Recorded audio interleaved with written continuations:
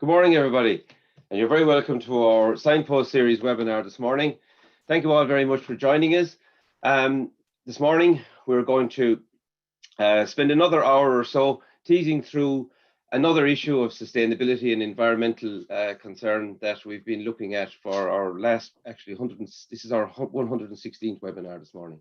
My name is Andy Boland, and I'm going to be your host for the next hour or so. I'd like to acknowledge and thank our partners on this journey, Dairy Sustainability Ireland, Food Drink Ireland SkillNet, and the National Rural Network. This morning, our guest is from Glanbia, Ireland.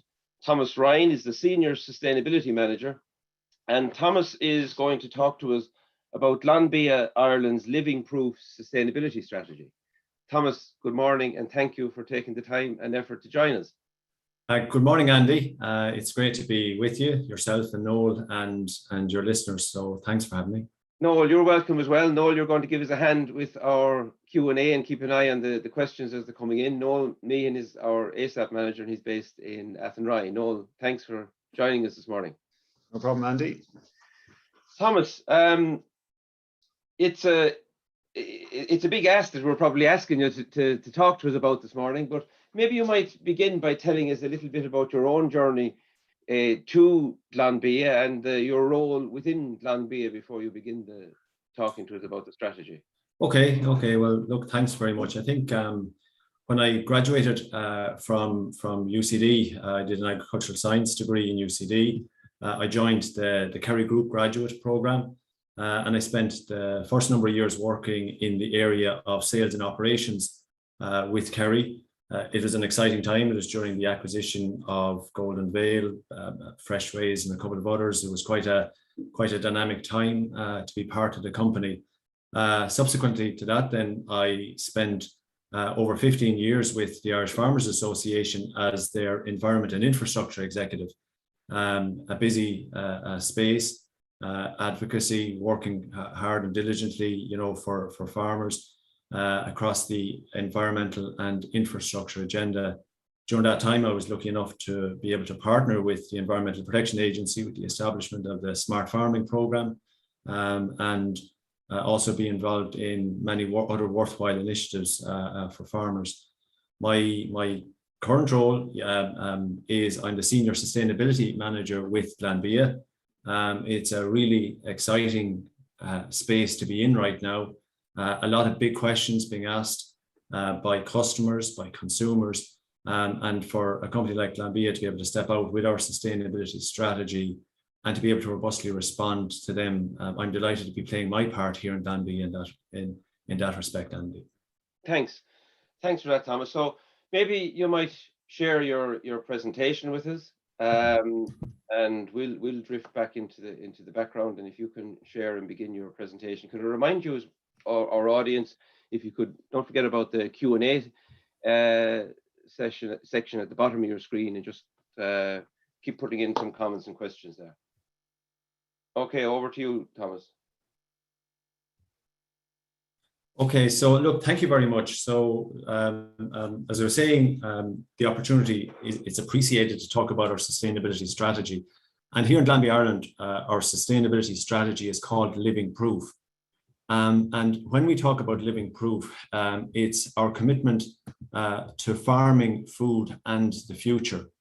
So when we were developing out our sustainability strategy here in Glanbia, it was very much looking right across our supply chain, not just what's happening on farm, but the food piece within our own business, within our own processing, and also as a cooperative very much instilled and embedded within the local community, looking to the future and speaking to that. So it's quite a wholesome and complete sustainability strategy. This here, every good strategy has got a launch photo, so to speak. And the only reason I'm putting this up is to remind ourselves that sometimes when it comes to sustainability, we often forget core strengths and advantages that are here in front of us. First of all, you'll see in the middle of the picture there, John Murphy, our chairman, to the fact that as a cooperative, our sustainability strategy was approved and signed off by our board and is led very strongly by our chairman on behalf of the company. That's the buy-in we have within Glanbia for our sustainability strategy. Also, importantly, The Barron family here, 3 generations, which is typical of farming here in Ireland, the multi-generational aspect of food production, dairy production, and then Aoife Murphy, who's our director of ingredients here within the business. But also looking around, it's not idyllic scenery, that natural hedgerows, the grassland, and what goes with it, but just to remind ourselves of typical food production here in Ireland. In terms of why have we stepped out with Living Proof, which is almost 12 months old. We launched it in July of last year. Well, look, we're stepping out with Living Proof for a number of reasons. One, in terms of highlighting what's required, because I don't know about you, Andy, but suppliers know there's change afoot. They know there's change happening when it comes to sustainability. And what they're yearning for is a level of direction and certainty as regards what that change, what that future looks like. But also in terms of outlining much of what is happening on farm. Because I'm reminded by Sean Malloy, Jim Berrigan, and others that when it comes to sustainability, it's not a new journey for us here in Glanbia Co-op. It's the rate and pace at which we take action is really what's at hand. And indeed, look, we're brand owners and partners of some of the world's biggest brands, and therefore then we clearly have an obligation, look, to step up and step in when it comes to this whole area in terms of helping future-proof our sector. And in terms of, look, our journey and just some key call-outs around the journey we have been on. Well, look, we're proud to have been founding members of Origin Green, Ireland's pioneering food and drink sustainability programme. Pioneering the rollout and implementation of Borbia's independent third-party certification, ESTAS audits on farms at least every 18 months. When it comes to animal health and welfare, our 2020 Beef Club, where we've over 24,500 calves enrolled, to the Copa Cogeca award-winning 2020 Beef Club, with an ambition of enrolling 50,000 animals per year. Indeed, we're joined on this call by Noel Meehan, and I think Jim Berrigan, in his capacity as chair of Dairy Industry Ireland in 2018, we're really proud of the leadership role Glanbia Ireland has taken in terms of the development and establishment of the ASIP programme with the whole of government, the whole of sector collaborative approach taken to improving water quality, moving beyond the requirements of regulation and legislation. And indeed, I can say by the end of next month, we will have 5 full-time water quality ASIP advisors in place, working hand in glove with our suppliers specifically on this issue. When it comes to bringing the latest research and science to our suppliers, our Signpost Future Farm programme, where we have 11 demonstration farms for knowledge transfer on advancement in technology and farming practices for action on climate change. And then bringing all this to the marketplace through our truly grass-fed brand, which we launched in the US in 2018. It is worth just reminding ourselves that we are looking at and we're calculating on-farm carbon since 2014, both in Glanbia and nationally also, with nationally over 250,000 carbon assessments now completed by Borbia as part of the ESTAS programme. I'm reminded that there are only 137,000 farm families. So many farmers are in their second iteration of looking at monitoring, managing, and measuring carbon on farm. Indeed, since 2020, we've been participating in an industry-led initiative called Project Clover in the whole area of anaerobic digestion, with hopes towards the back end of this year of government announcements around a renewable heat obligation. In terms of the current journey we're on, I could go on and there's some other initiatives and programs listed there. But if we stop there, we're not meeting the challenges that are in front of us. And so in coming forward with Living Proof, the ambition statement around Living Proof is that by combining the strengths of our heritage, our farmers and our people, we are building on excellent foundations, a rich ecosystem and natural supply credentials to embed our sustainability ethos as we responsibly enrich and deliver a healthy future for all our communities. So bolstering up that ambition statement is 3 very strong pillars. And in Living Proof, we've got 3 focus areas. The first one is on our family farms, where Living Proof is about our passionate commitment to tackling climate change through supporting our suppliers on their sustainability journey, implementing what's known as regenerative agriculture practices through building soil health and championing biodiversity, safeguarding and protecting animal welfare, our waterways and air quality. In terms of for you and our planet, living proof, that means demonstrating we care every day for the people and planet by offering consumers a choice of both plant and dairy-based innovation, by promoting natural nutrition and sustainable diets, and by providing healthy animal nutrition.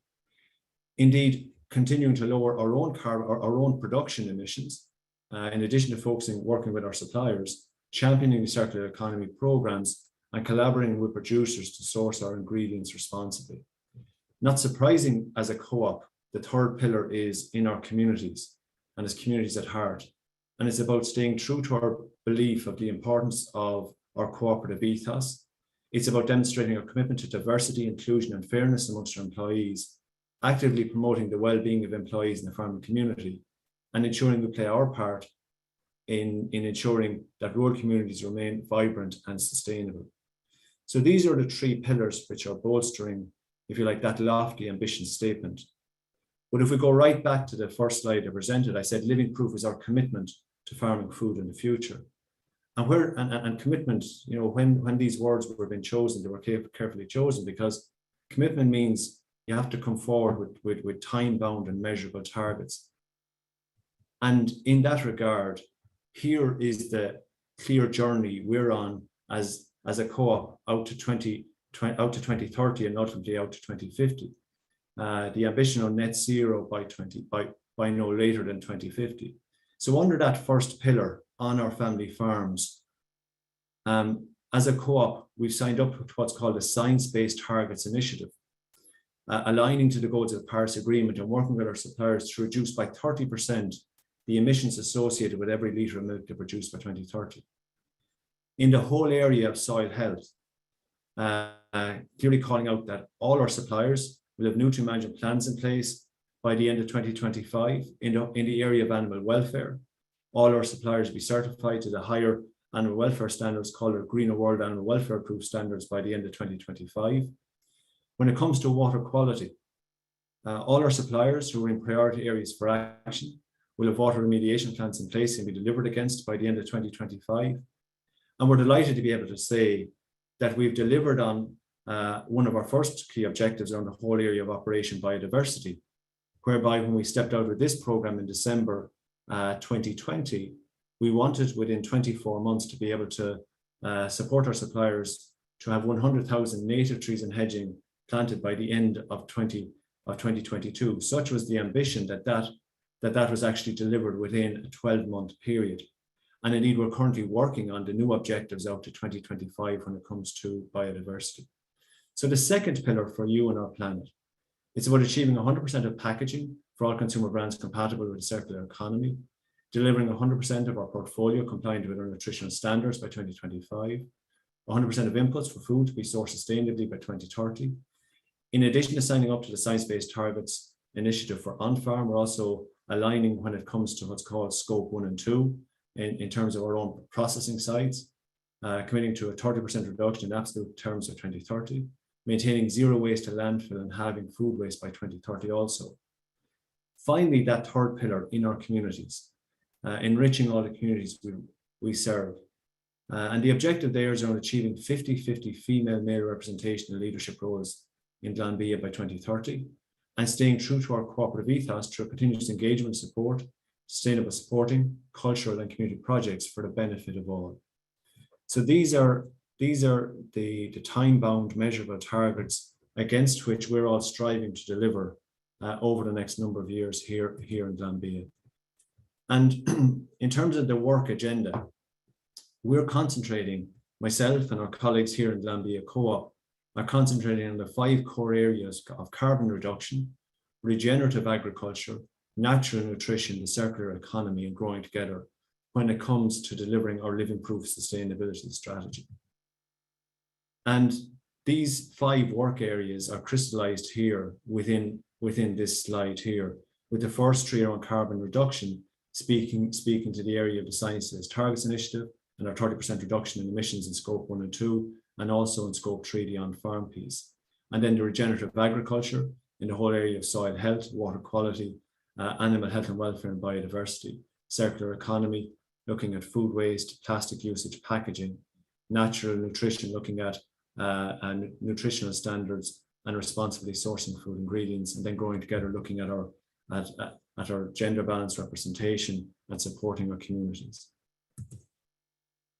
For any of you who have an interest in the sustainability arena, the universal, if you like, international language of sustainability is the UN SDGs, or the UN Sustainable Development Goals.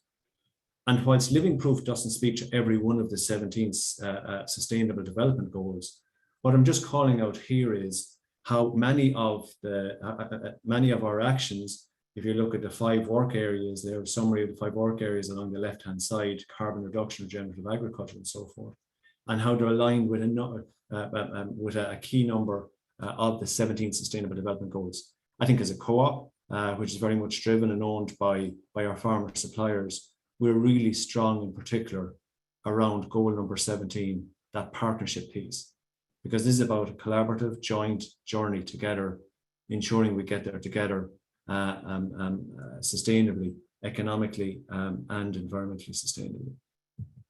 So in terms of continuing our journey, there's a focus on advocacy, there's a focus on partnership in terms of industry participation, and also research, because the truth of it is, there's a lot of the big questions from a research perspective still remain to be answered.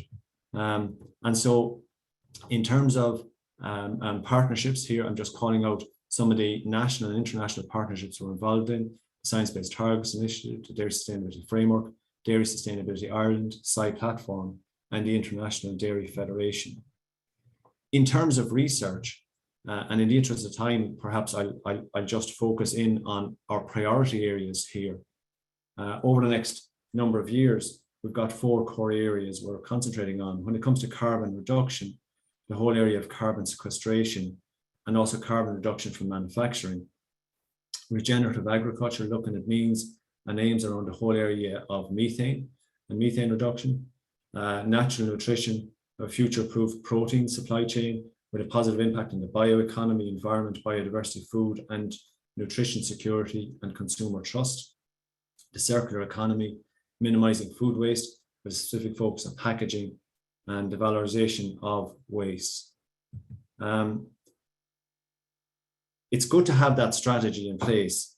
And to be fair to myself and a large number of colleagues internally within Glanbia Co-op, you know, it was a milestone to be able to get that sustainability strategy done and developed, and almost 12 months old this month.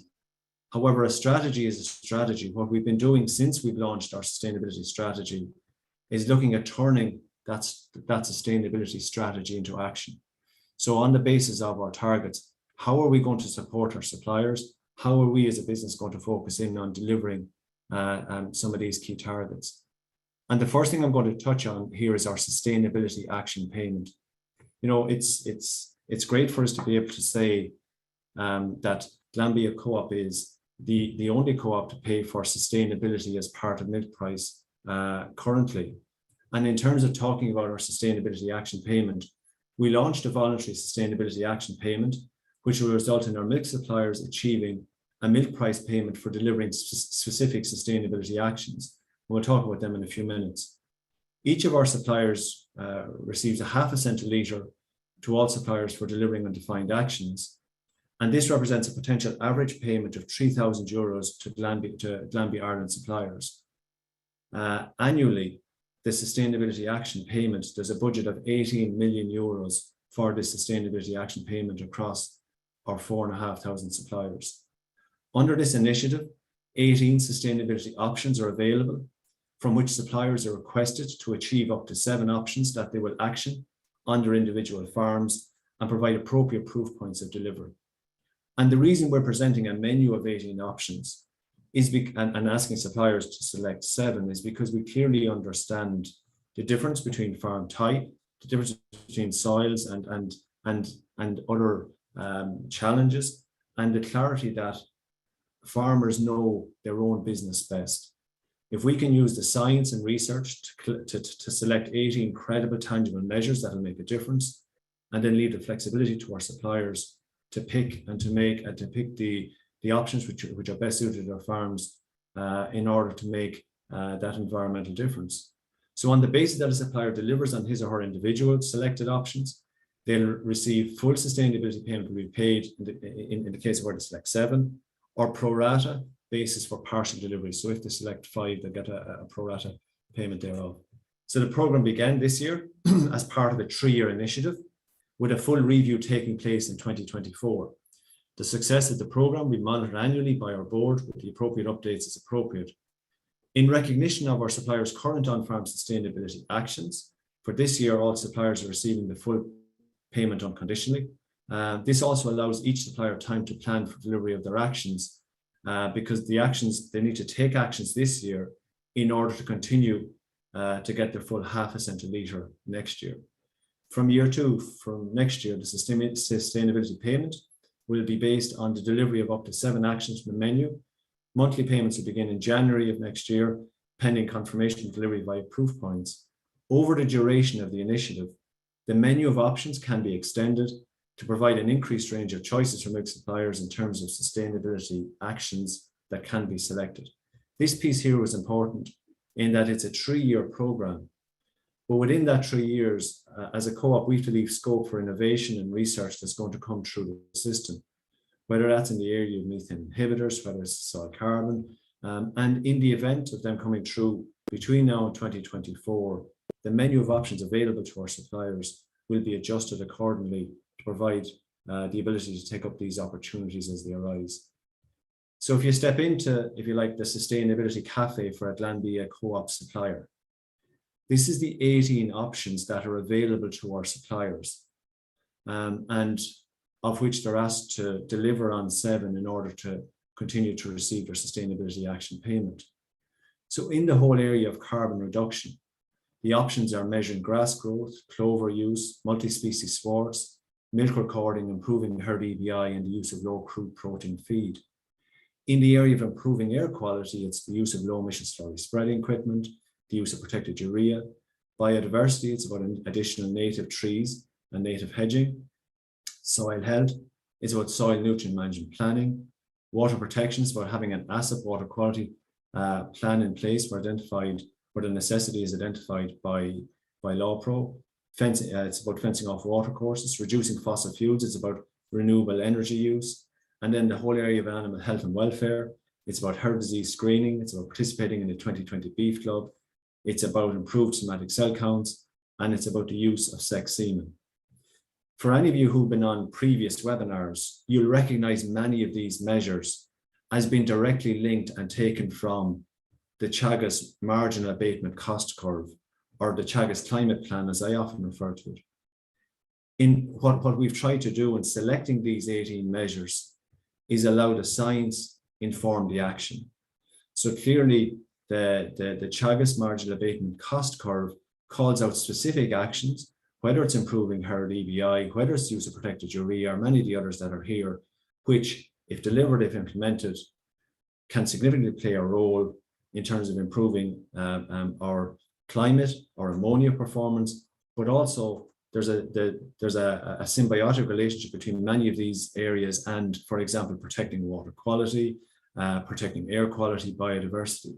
So you get the win-wins across a large number. And indeed, as suppliers say to me, many of these measures also make sense because they also improve economic performance on their farms also.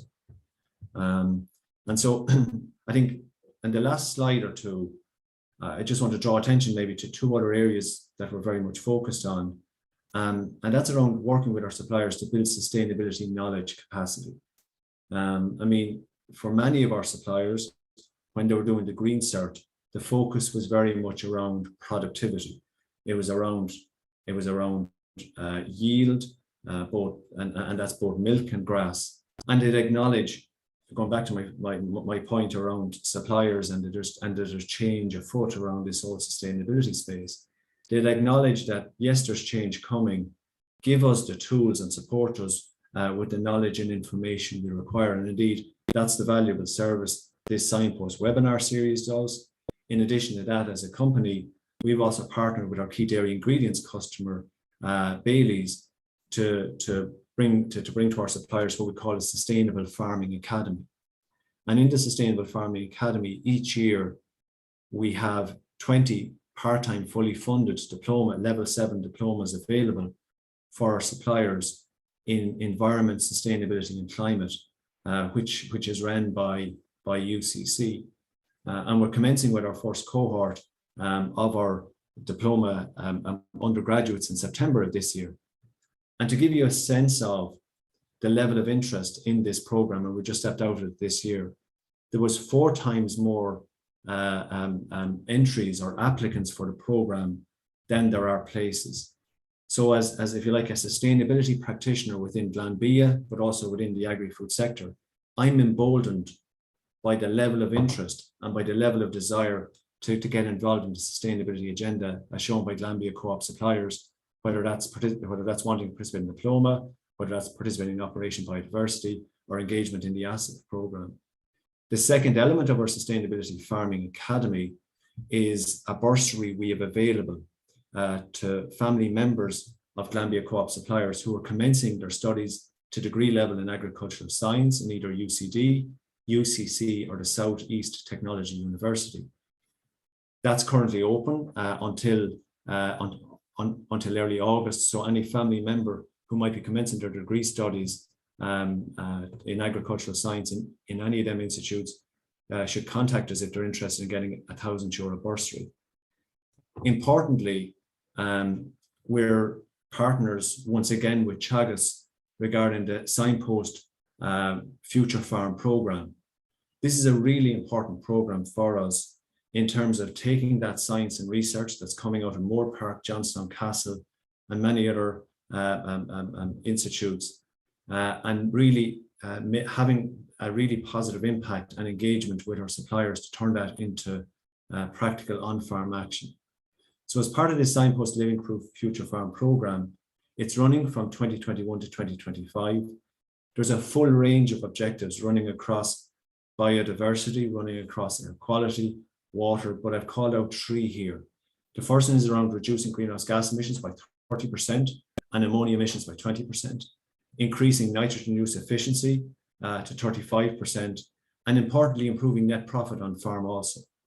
There's an old adage that's often said, it's hard to be green when you're in the red. It's important we realize and we understand that financial and economic performance is a key driver of improving environmental performance also.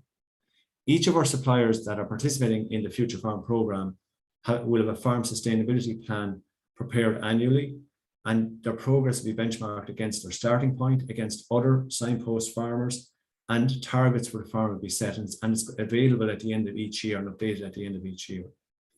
Importantly, our participants are also members of the soil, and think back around my slide on research, one of the key focus areas was soil carbon sequestration.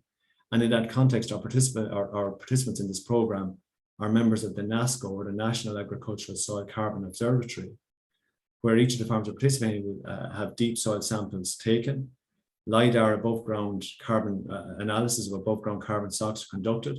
Sampling will be repeated at the end of the program to monitor changes in soil carbon. In addition, a number of our suppliers have the carbon flux towers installed to monitor atmospheric carbon. When it comes to whole area biodiversity and water quality, biodiversity baseline assessments for each farm with actions tailored for each farm is included in the farm sustainability plan. Water quality risk-based assessments are carried out on farm, and remediation plans are prepared by our asset farm sustainability development advisors. And so look, my final slide here is just really calling out last month's Farm Focus. This is an internal newsletter that we would have for our suppliers, which isn't exclusively dedicated to sustainability. As you can imagine, it has everything in it around milk quality, around programs and schemes. But I just took as an example, and I just took this in preparing for this. Within that newsletter, there's at least 7 pages dedicated to the area of sustainability. Detail around the sustainability action payment. One of our future farm participants, Donald Kavanagh, there talking about his journey and the key actions he's taking to improve sustainability on his farm. A little bit there around the Sustainable Farming Academy, a piece around pollinators. Shane O'Loughlin from Monasterevin talking to us around his sustainability journey. TJ Phelan there, one of our asset sustainability advisors, talking about nitrogen and the importance of improved efficiency and how that can reduce emissions in terms of tailoring nitrogen use.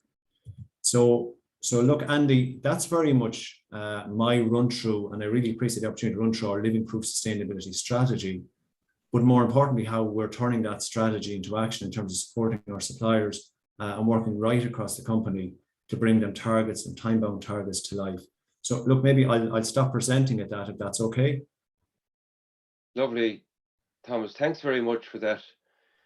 I mean, we often speak and say the word sustainable or sustainability, and you know, we've seen it in a lot of the presentations that we've gone through on this series. The depth and the amount of work and the width of this subject is incredible. You know, we use this term from farm to fork, but the amount of you know, work that has to go in to prove our sustainability. And at the end of the day, Thomas, I presume, you know, your markets are looking for this stuff, you know. They want it, and they just don't really want you to know, you tell them you're doing it. They want the proof that you are doing it as well. And I'm sure it's hugely important for your markets and demanded by your markets. Yeah, it is, Andy. I mean, we all know, and many of those watching in will be aware, when it comes to, if you like, carbon footprint, you know, Ireland has a good story to tell in terms of having the lowest carbon footprint in dairy in terms of emissions per kilo of product, and in the top 5 when it comes to beef. Our customers understand that, and even though, if you like, we're in the premiership position, our customers on behalf of consumers are saying that's good, but we still need to see a trajectory of improvement. The mindset of some customers when it comes to sustainability is very much looking at it in the same way as they look at milk quality, as they look at health and safety. It's a requirement to maintain and to stay doing business. Because that's, look, when we look at the Friday for Future marches, when we look at the consumer, Generation Z, when we look at, you know, they're calling out sustainability as a key area that they're very much focused on. And these are our customers and consumers of today and tomorrow. And the retailers and customers to Glanbia Co-op are calling this out on their behalf as a requirement of doing business. We have a huge number of questions coming in, Thomas, okay, and a lot of very positive comments for the depth of your presentation and the quality of your presentation. But one thing that we're going to have to pull some of these questions together, Noel. Yeah, I was at that, yeah. To get through them all. But I mean, research constantly seems to be coming through, Thomas, in your presentation, whether it's agricultural research. I mean, there's research, obviously huge amount of research going on within your own organization. You're very adept at research. But I mean, I presume that's really, you need that, and that's what's driving even a lot of your actions as well. You mentioned it as well in your presentation, and how the importance of research. So maybe 2 points on that. First of all, yes. However, in the first instance, we need to support our suppliers for mass uptake of existing actions. So before we get lost in a big discussion around research, and I'll come back to it, we know the right thing to do is to milk record, is to have a nutrient management plan in place, is to be using protected urea, is to be spreading slurry using low emission slurry spreading, and many of the measures we have within our sustainability action payment, right? What as a co-op we're doing, we're focusing in on today the actions that are in front of us that can make the most positive environmental actions and rewarding, incentivizing suppliers for delivery against them. So rather than getting lost in a big discussion around research, we have to ask ourselves and challenge ourselves, are we using our best endeavors? Are we doing all we can based on the existing actions and measures that are there? However, to your point, in my view, we're in for a research race of a decade, in the sense that look at the challenges that are currently taking place regarding, you know, the sectoral targets, you know, what they'll be or where they'll land, and concerns if they go above a certain level, the implications they might mean. Unless research comes forward with solutions, we're going to be in a very difficult position here as a country. Whether that's feed additives, whether that's carbon sequestration and storage, whether that's carbon farming, right now, suppliers will rightly call out, it's simply the methane and nitrous oxide that's being looked at and being considered when it comes to taking a view of what's happening on farm. We need the robustness and the governance around the measurement and monitoring of the carbon stored and sequestered in their soils, so as to make sure we get a full and fairer picture of what's happening. And on the basis of that, the research community and the research work coming through is going to be really important. And you'll see within our sustainability action payment, we've left flexibility because we see the importance of that coming through. We've left flexibility to adjust and amend our sustainability action payment to make room for that, Andy. Thomas, thanks. Noel, we'll have a try at some of those list of questions. We're not going to get through them all, but we'll do our best. No, we won't get through them all. There's an awful lot. But what I'll do is as a guess to try and group some. So one of the things that came back a lot of questions about, Thomas, was the regenerative agriculture that you're undertaking there. So I'll just group a little bit of them together. So what does it entail for the farmer? How are you measuring it? How is it going to reduce methane? And ultimately, importantly, how are you going to communicate the results of this initiative to consumers and to the public? So a lot in that one for you, Thomas. Okay. No. Let me see if we can try and answer them. So for us, Noel, when it comes to regenerative agriculture, your listeners shouldn't be spooked by the terms, because immediately when people hear regenerative agriculture, they almost fall back to saying, look, is he talking about organics? You know, we're not. So much of regenerative agriculture is about soil health. It's about biodiversity. It's about water quality. It's about animal health. And this is and welfare. And this is very much as a co-op, we have themed them 4 core areas as being what regenerative agriculture means to Glanbia co-op.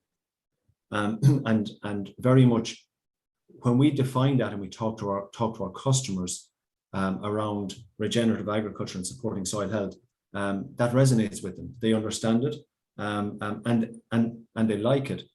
And I think if we're to be honest, and we see where farm to fork is going, where Green Deal is going, where acclimatizing all these other, and even food vision, we see the challenges that are going to come around chemical nitrogen use and availability.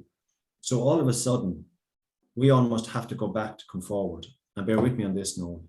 I have to go back now to my grandfather's generation to begin to have the discussion around why was it that their generation was spreading more lime than we were up to this year? Why was it, and how is it their soil health was better than perhaps ours is now? And in many ways, the surety that perhaps suppliers would have had that came from the availability of chemical nitrogen up to now can no longer be assumed. If we're going to keep growing our cheapest form of feed, that lush green grass, we're going to have to go back and we're going to have to get our soil health, address soil health challenges, improve pH, improve indices in soils. And I think we're really in for a really exciting regenerative agriculture discussion over the next number of years as we match pace with, as policy seeks to pull a handbrake maybe on chemical nitrogen use, and how we improve soil health to address that, so as we're growing the cheapest form of feed better every day, that lush green grass. So it's the balance of the necessity driving performance, but also the opportunity as well there. Very good. No, look, it's a massive area, and there's going to be a lot of development on that going forward. So we'll be interested to see how that progresses. I suppose just you kind of touched on a few things there that kind of were questions here as well. So, you know, I suppose there's a couple of questions in around. I suppose you were very much farmer focused in what you had in today, but I suppose there's questions around Glanbia Inc. and we'll say energy use and net zero ambition for carbon. So are you making any moves from, I suppose, the processing side and that around your energy use there? Yeah, very much. And I think in presenting today, maybe I was just conscious of the audience. So if we play back to maybe the early part of the slides, within Glanbia Co-op, we have a commitment within our processing to reduce by in absolute terms emissions associated with our processing by 30% by 2030. In order to be able to achieve that, the role of biomethane is going to be extremely important. And this is where, calling out in a very honest way, we would be somewhat frustrated at the failure to come forward, or failure of government to come forward maybe with a strong, robust renewable heat obligation scheme. This is something there is across the sector. There's a high level of collaboration through what's called Project Clover, whereby ourselves and a large number of the other co-ops have come together, pooling, the desire to want, to displace fossil fuel use, within processing, replace it with biomethane. And I think in that context, no different than, when wind or solar or other renewables developed, there is need for state intervention when it comes to meeting the capital costs, particularly around the development of a vibrant biomethane, vibrant biomethane piece. But look, very much focused on it. Yeah. It's there, it's within our business, and we're being held accountable for, internally for delivery against that, because the Living Proof Sustainability Strategy, it straddles right across our farms, right across our processing, and also indeed within the communities also, and as you'd expect as a co-op. Just on that, Thomas, no, sorry for interjecting. No, work with. There's there's one or two questions there, comments or questions really around, your fleet of vehicles. Have you any plans, or you just mentioned biomethane, is there any plans for like hydrogen or a conversion of some of your vehicles or your? We have a number in trial at the moment, Andy. Or okay. Yeah. We have a number in trial at the moment, and it's more biomethane. I think hydrogen is still really in the early stages of development, even though the state is currently, beginning to progress legislation through it all, and I think they're going to pick it up after the summer recess again. But very much in the piloting the use, particularly on biomethane, more so than hydrogen, Andy. So again, it's part of the exciting innovation that is within this sustainability space. Yeah. I think hydrogen probably will have a role in more heavy vehicles. Correct. And that's where the question was coming from. Sorry, no. No, you're grand, Andy. I suppose there was just a couple of questions there. Like, you're very ambitious with what you're asking farmers to do, and you've alluded to it, but maybe you can expand a little bit further on how Glanbia is working to support the farming community. And you mentioned your sustainability advisor. So maybe if you just elaborate a little bit on that. Yeah. Thanks, Noel. Okay. So first of all, regardless, so we have great experts in terms of our sustainability advisors. But before that, just to say to you, when it comes to sustainability, within Glanbia Co-op, we see it as everyone's responsibility, because it's whilst a number of us, if you like, are leading out, look, within the business, the truth of it is it's now mainstreamed as part of our way of working around living proof, around sustainability, in terms of thinking through the business decisions that are made, thinking through our actions and our engagements with customers, with suppliers, etc. In terms of directly, if you like, working hand in glove with our suppliers, and particularly if we focus in, for example, on the whole area of water quality. So we've got, by early August, we're going to have increased our number of asset sustainability advisors to 5. Okay, we currently have 3 full-time colleagues, and we have 2 others who have accepted the roles and will be starting with us in early August.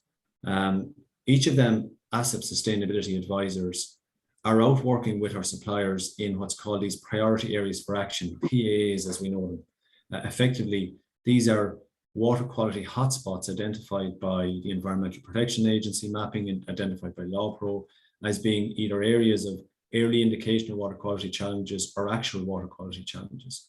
So our asset water quality sustainability advisors are working directly with our suppliers in these areas to put in place water quality remediation plans to address them challenges. In addition to that, we're moving outside of these priority areas for action, and we're looking at these end referral areas whereby there's they're not specifically within the priority areas for action, but there's also perhaps a reason to be concerned, or there's early markers also that we need to mark and we need to look at improving. I think what's really wonderful is the positive engagement our suppliers, our asset advisors are having with our suppliers. In almost all situations, they're welcomed onto the farm.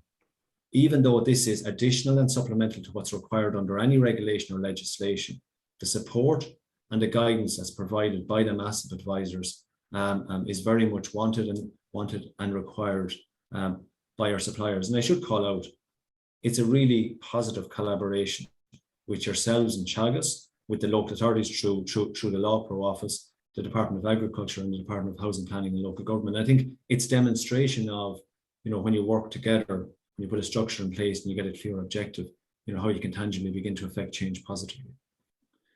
Yeah, and I suppose just on that, there's a couple of questions in around obviously the derogation and the 250 stocking rate and so on. And I suppose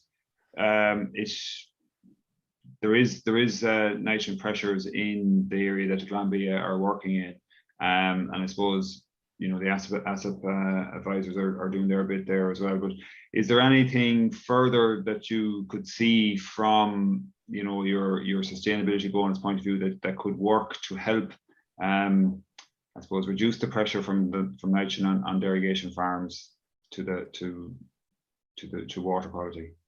Yeah, I think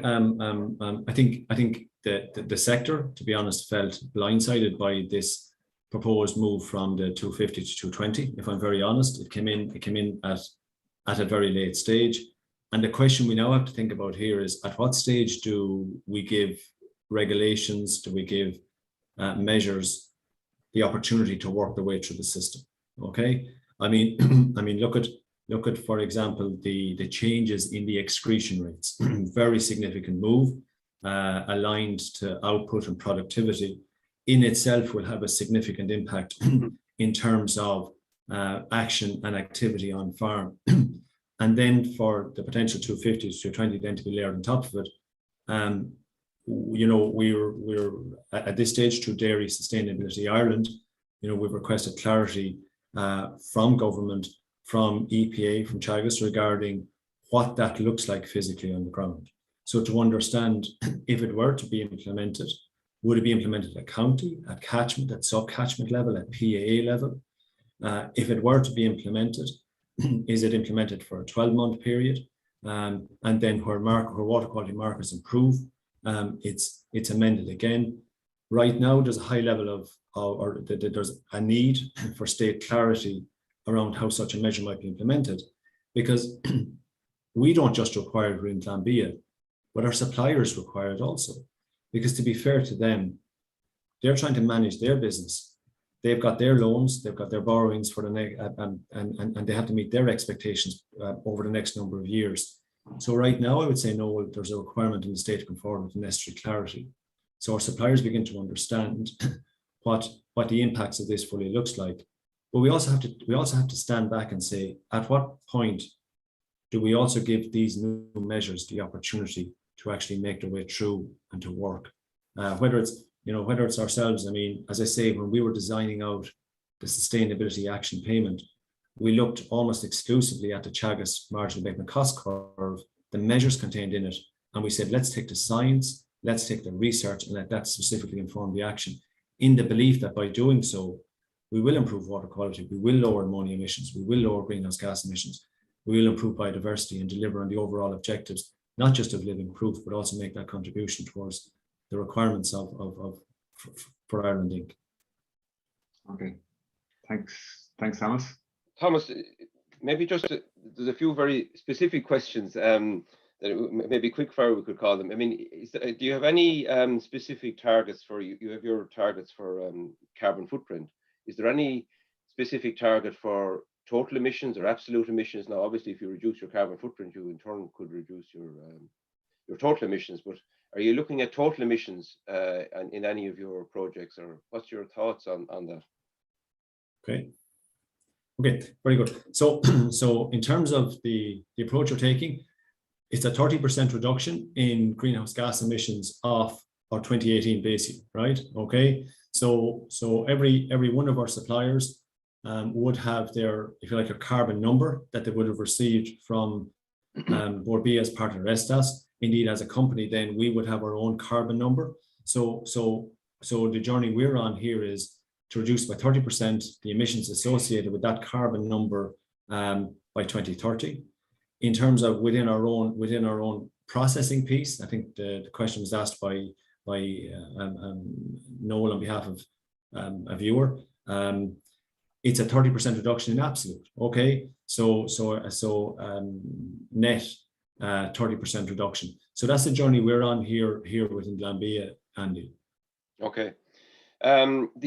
Someone made a comment in the question, that food is quite price sensitive in terms of price. We're going through a relative boom in the price of commodities at the moment, but, how would we react, or if suddenly the price of food, God forbid, or milk started to fall? I mean, that is if you like, a contingency that has to be built into the system, I presume, as well. Look, of course, and indeed, whether it's stepping forward with schemes over the years, Glanbia hasn't been found wanting in terms of schemes and programs when such difficult periods arise. However, when it comes to sustainability, I'd like to be able to say that this journey is optional, but I'd be misleading everyone on this call. The sustainability action payments, you can clearly see, for example, for ourselves, it's part of a 3-year program, so it's concreted in place for 2022 to 2024. Regardless of the wider, if you like, environment, the wider economic environment, sustainability is a requirement now in the marketplace. So it's not something that we as a company, or our suppliers, or our customers have the option of when markets are strong. It's a joint journey we're on as part of a requirement in the marketplace. And indeed, I think if we align that journey with economic and environmental sustainability, going back to the Sustainable Development Goals and goal number 17 on partnership for the delivery of the Sustainable Development Goals, where we're aligning that piece around economic and environmental sustainability, I believe we'll actually get there together. And so that's the hope. Yeah, Thomas, is interesting. We had 1 or 2 comments come in there that farmers are up to the task, and right. They're not that they say that they're not going to be found wanting, which is hugely positive to see. And a couple of more comments going back to your previous life with the IFA, commenting that you're carrying on the good work of smart farming. So it's a journey really that everybody and every organization, I think we have to be on. The term net zero, and it's been mentioned a few times, even in questions there. And you mentioned it with water quality. Should we have a region, or should we have an area with different targets? I mean, within farms, there are some farms that will say we are at net zero, and we had it even going back to the reps scheme, that farmers that are in reps, could we get more for selling products from reps farms? Or do you think, or is there any merit in trying to sell like a net zero milk or a premium milk zero? Do you think it would command an extra price? Now, could it be sold could all the farmers get to it, or could it be sold from a specific group? Like maybe the way to organic milk. Yeah, and I think, Andy, if we play back the research question, the first thing we have to be able to do, say with a high level of certainty, exactly where we're at, right? Because wouldn't it be wonderful if over the next number of years, the research actually told us that net zero isn't niche, but it's mainstream to Irish agriculture? That if the research told us, when you look at your hedgerows, when you include your hedgerows, when you look at what's happening with your soil carbon, when you look at the work coming through these flux towers that are being put in place that I spoke about earlier, and you sum up these 3 parts, and then you look at, if you like, what's happening with methane and nitrous oxide. My question back to the research community is, when the sum of the parts are pulled together, should net zero be the preserve of the few, or is there potential that for Glanbia co-op suppliers in the southeast and for Ireland Inc., that there's a real opportunity for net zero as being representative of Ireland? Yes. And that's something that's, I go back, we are within this research race of a decade. The practitioners, the sustainability practitioners, the farmers, all of us acting right within across the supply chain are all have an urgent requirement for this research to come through the system and to make its way through, whether that's concluding out, for example, the work on the multi-species, and getting the firm pieces around and finishing off on that. I think there's one thing we're sure of here is the role of the research community has never been greater than it is right now, and that the focus needs to be on both the economic and the environmental sustainability piece. Noel, we're nearing the end. We're up against the clock. Have there any more pressing questions you want to pull out there, or is there any? Yeah, look, I suppose it's just maybe a comment from Thomas. Poster just put up a number of trends, and the trends are unfortunately in the negative direction. And I suppose the point being that, you know, despite a lot of good work and a lot of good initiatives, we do need to see the trend reversing. And I suppose maybe just a comment from yourself, Thomas, on that. Yeah, and the approach I've always taken is the science is the science. We're the practitioners who have an opportunity to make a difference. So the question for everyone looking in, and all of us, and myself and Andy and Noel, are we using our best endeavours to get there? And I hope that those watching would acknowledge that for our part, within Glanbia Co-op, we're serious about addressing these sustainability challenges. We have a number of colleagues who are working exclusively on this whole area through the ASSET program. In addition to that, sustainability is mainstreamed right across our business. But going back to Andy's piece, genuinely everyone, I mean, the sense I get, I don't get a high level of resistance at all amongst the farming community to stepping up and stepping in. I think what they're looking for is certainty around what that looks like. Because remember, 15 years ago, it was all about productivity. It was about taking out the ditch. It was about growing more grass. Now they're being told they're all sins. And we're going through this transition period, and we need to be aware of that. And so much of what we're at here is a change management, and it's working with those that are at the coalface, that put on the wellies every day to go out and make the difference, that we're doing it together. You know, the science is a science, but we all have to make sure we're using our best endeavours to turn that tide. And I'm convinced here in Glanbia Co-op, but also our suppliers and the wider farming community, we're up for it. Yeah, thanks very much, Thomas. And even sometimes a little bit of recognition for what is done positively within the farming community is often is what's needed, and frankly often is what's not given. But Thomas, thank you very much for taking the time to talk to us. The best of luck with your strategy. You're at the beginning of it. Thank you everybody for tuning in and listening to us, and thank you to all our listeners and viewers who've been so loyal for the last number of years now for tuning in every Friday morning. Next week we have Katrina Douglas. She's an ecologist with the National Parks and Wildlife Service, and we have a bit of a series now coming up for the next 3 or 4 weeks, and even into August, where we're going to be looking at the Irish uplands and their role and their function in biodiversity, and indeed in people who live within the uplands. So she's looking at the ecological value and the condition of Irish uplands. So until next week, thank you all very much for tuning in. Thank you to Yvonne Maher in the background for all the help, and look forward to seeing you again next week. And have a nice weekend and enjoy the good weather. Thank you all very much. And thank you, Noel, for taking the time to put all those questions together. No problem. Thank you all very much.